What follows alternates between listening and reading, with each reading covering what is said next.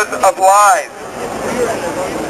Lies that, like, Israel has disengaged from Gaza, or that Gaza is free. Lies like Ehud Olmert, the Prime Minister of Israel, has offered peace to that lie.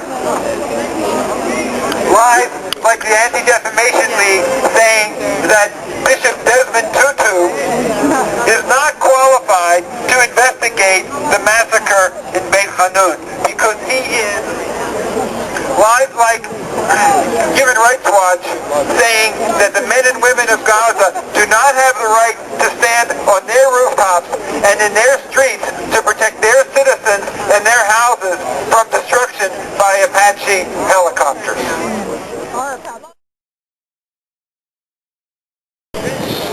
As you may know, and as Susan said, I was in Palestine when the Intifada broke out at the end of September 2000.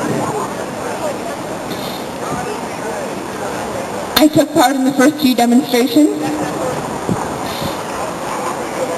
and the Israeli military came at us with their weapons. Unarmed civilians taking to the streets, looking much like we look here, men, women, and children, marching, protesting, demonstrating for their rights. And as I was saying to Susan's little daughter, Meg, who I used to babysit when I lived in Jerusalem, when I was demonstrating in Palestine, Israeli soldiers would shoot at us. We don't have that here. But because they would shoot at us, and because after the first month of the Intifada, 144 Palestinian civilians were shot dead, before any armed attack on Israel at all, these kinds of popular protests died down. Not because the people were afraid to take to the streets, no. The spirit of the people that I'm talking about, these people aren't afraid to sacrifice, to die for their rights. But they have to know that it's going to make a difference.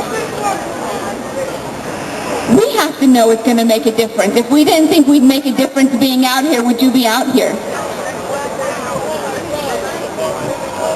And so when I would hear from people of the first, leaders of the first Intifada, or from other civil society leaders, that they don't believe it makes a difference anymore because Palestinians were being shot dead and the violence was being blamed on them. Because for over 50 years they've been just demanding their basic human rights, and it's been denied.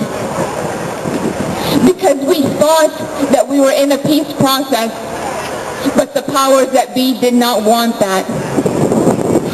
And so really, do our actions make a difference?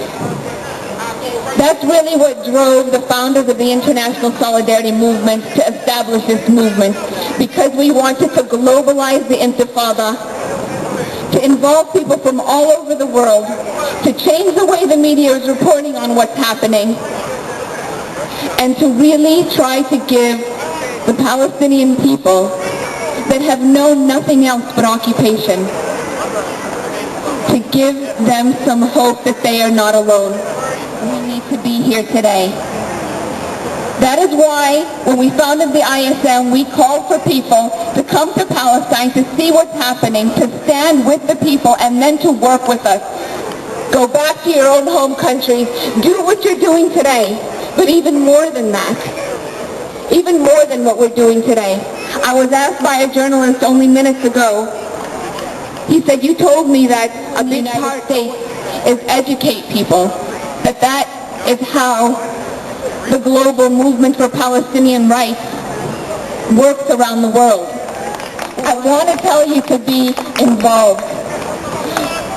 Because right now Israel is not paying for its occupation. It is not paying for its occupation. It's gaining land, and anything that it uses, every bullet that it fires, every plane that it flies, is financed by the taxes of the American government for sure.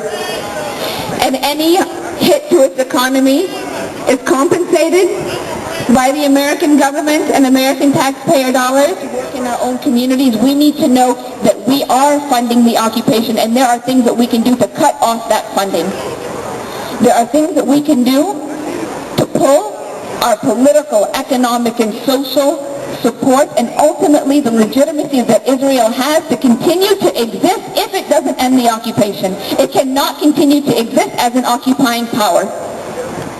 And therefore, things like working within your own unions, working within your own administrations, organizations that you work for, to pass resolutions, to look into your portfolios, where are your investments going, and to divest from any corporation that has anything to do with funding the occupation. When we can isolate Israel in this way, a civilian-led isolation, it will start to feel the pain of the occupation. And only then